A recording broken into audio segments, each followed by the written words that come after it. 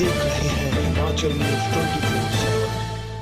भारत देश अधिकतर गांव में बसा हुआ है। गांव इसकी शान थे, लेकिन धीरे धीरे बदलते परिवेश के साथ साथ अब गांव भी सिमटने लगे हैं और शहरीकरण हो रहा है, जिससे गांव का अस्तित्व मिटता जा रहा है।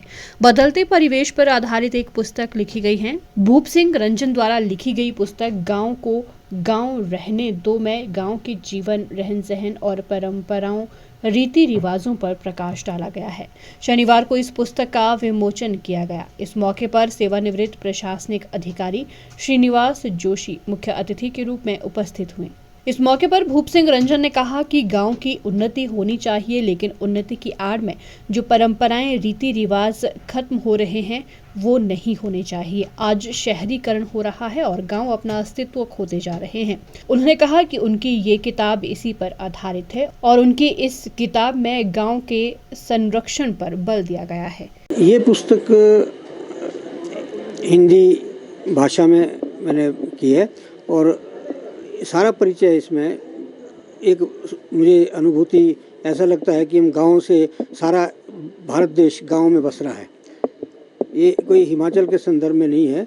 सारा गांव 70% जनता जो है हमारी 80% गांव में बसती है। अब वो शहरीकरण हो रहा है, तो हम इसके शहरीकरण की बात नहीं है कि भी शहरीकरण नहीं होना चाहिए, बहुत अच्छी बात है, परंतु उसका जो विकास गांव का है, कवि का ध्येय ये रहा है कि भी उसका विकास, ग्रामीणता को उसकी का संरक्षण आवश्यक ध्यान रखा जाए किसी भी उसके उन्नति में। तो उन्नति तो गांव की अवश्य होनी चाहिए, तभी गांव सफल होंगे और उसका, परंतु उसमें ये देखा जाए कि वहाँ का जो कला है, वहाँ का जो उनकी विशेषताएं हैं और उनकी बोली है, खान पान है, धर्म है और मेहमानबाजी है, अतिथि सत्कार की भावना है, माता पिता का पालन पोषण, बड़े परिवार का गठन रहना और उसको चलाना। उसके साथ क्या होता है कि बड़े परिवार में एक आदमी हल बाता था, एक आदमी भेड़ चलाता था, एक लड़का पढ़ता था, तो वो पढ़ने वाला बेफिक्र होकर के, चाहे वो बाद में कहीं काम करता था, जो भी करे वो इस तरह से था। परंतु आज क्या हो गया, छोटे परिवार हो गए, शहरीकरण हो गया, मकान बन गए, घर था, घर में कोई नहीं पूछता किसी को कि किसका घर है, अपना घर है, अपने घर में जब मर्जी जाओ, जब मर्जी आदमी निकल जाता है, मैं जा रहा हूँ जी। परंतु अब मकान के लिए तो ये पूछना पड़ेगा कि आप घर में हैं कि नहीं है।